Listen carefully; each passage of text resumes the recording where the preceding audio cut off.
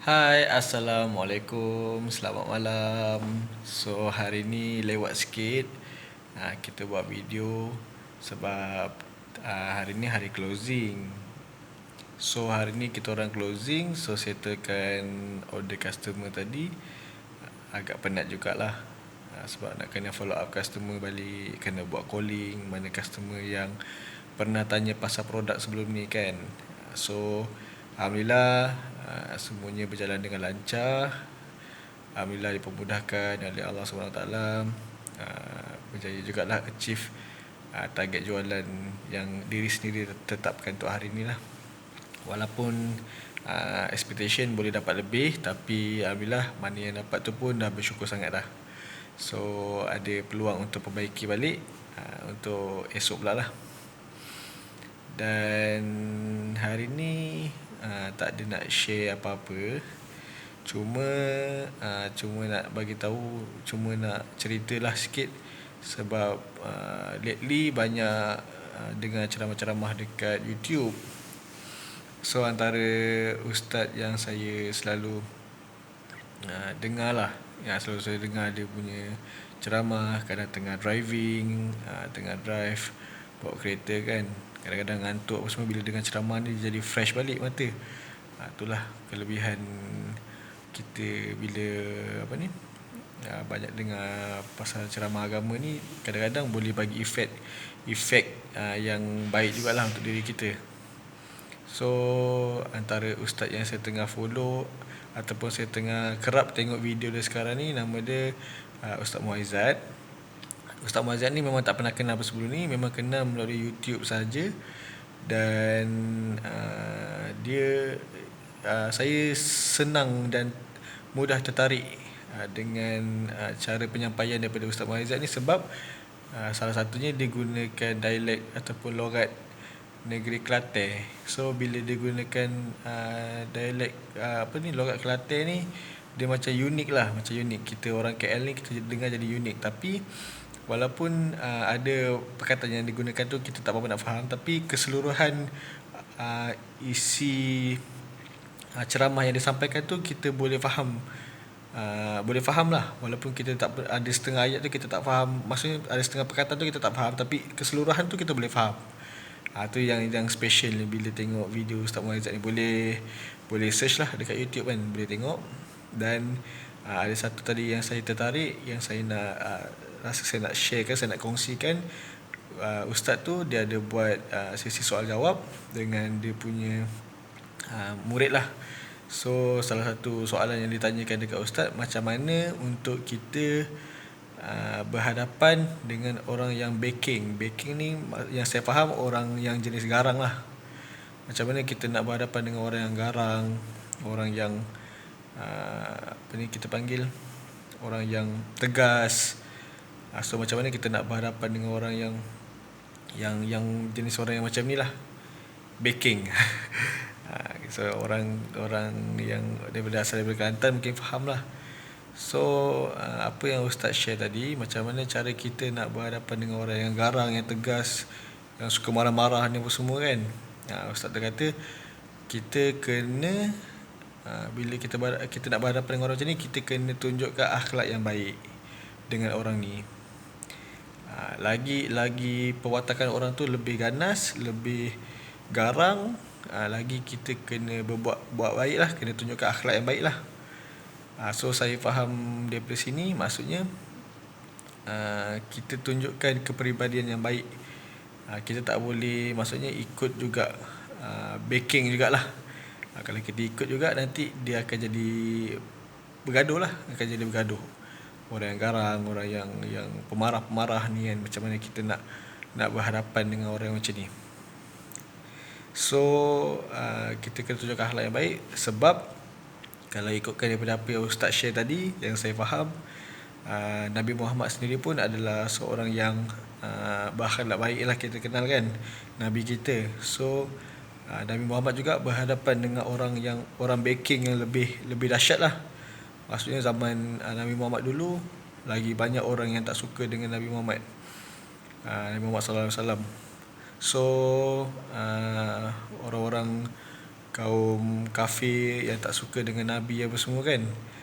So diorang ni sangat memusuhi Nabi, tapi walau macam mana diorang musuh dengan Nabi sekalipun, Nabi tetap buat akhlak yang baik dengan diorang. Sampai satu tahap tu ustaz kata, sampaikan orang-orang yang jahat, orang yang garang apa semua ni, sampaikan dia takut nak berhadapan dengan Nabi Muhammad sendiri. Sebab kalau kata dia berhadapan, dapat bercakap dengan Nabi Muhammad, orang tu dia akan jadi automatik baik. Sampai tahap macam tu sekali. Bila kita berakhlak mulia lah, berakhlak baik lah. So bila saya dengar apa yang Ustaz share tadi, terus saya macam terkesan jugalah, terkesan dekat saya sendiri. Maksudnya dekat sini kita layan orang macam, walaupun orang tu jahat macam mana sekalipun, kita tak boleh balas kejahatan dengan kejahatan juga.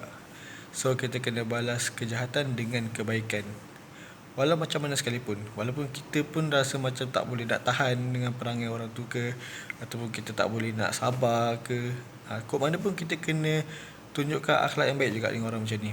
Kita kena lebih kuat semangat lah. Sebab kalau ikutkan apa yang kita jumpa tu, orang yang kita jumpa tu taklah sejahat macam mana zaman Nabi Muhammad dulu. So Nabi Muhammad dulu dia punya cabaran lagi besar lah. Baginda lagi hebat lah, diuji. So sepatutnya kalau Nabi Muhammad pun boleh tunjukkan akhlak yang baik dengan orang yang buat jahat dengan dia, so kita pun kena ikut jugalah, kena ikut juga. So kalau kata kita dalam situasi tempat kerja, ataupun kita dalam situasi dalam keluarga ataupun komuniti, kawan-kawan, masyarakat apa semua kan, so walau macam mana kita berhadapan dengan orang yang macam-macam perangai sekalipun, kita kena sentiasa tunjukkan akhlak yang baik. So kita layan je. Senang cakap, kalau bagi pemahaman saya, kita layan je lah orang yang macam ni kan. Kita buat relax je kan. Kita sabar, kita minta Allah jauhkan kita daripada benda-benda yang tak baik kan.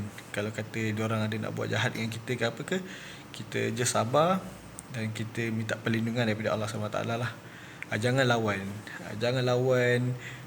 Setiap kali orang buat jahat dengan kita balik, kita jangan lawan dengan kejahatan juga balik. Apa-apa pun kita sabar, kita minta pertolongan daripada Allah SWT, minta dia lembutkan balik hati orang yang nak buat jahat dengan kita lah.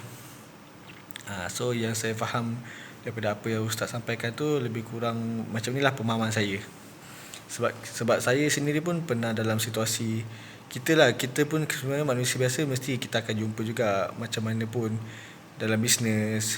Kita berurusan dengan kita punya pelanggan, kita berurusan dengan kita punya rakan-rakan pasukan.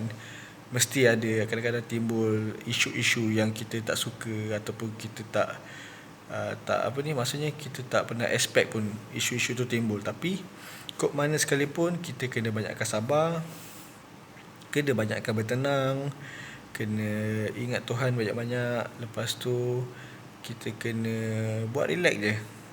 Buat relax je. Kalau orang buat jahat kita buat chill je. Kita buat je part kita. Kita lagi orang buat jahat dengan kita, lagi kita nak buat baik dengan dia. Sampai satu tak tu kita boleh tak kisah dah, tak ambil peduli dah pasal apa yang dia nak buat kat kita. Yang penting kita nak jaga hubungan baik-baik dengan Allah Ta'ala, kita nak jaga hubungan baik-baik dengan manusia lah. So kepada siapa-siapa yang menonton video saya untuk kali ini, apa kesimpulan yang saya boleh share, saya boleh bagi adalah, daripada segi situasi macam mana pun yang kita hadap setiap hari, kita kena sentiasa lah tunjukkan akhlak yang baik dengan orang lain. So kita buat baik dengan orang, insyaAllah kalau orang tu tak nak buat baik dengan kita pun, insyaAllah satu hari nanti Allah akan lembutkan juga hati dia. Yang penting kita sentiasa ignore je.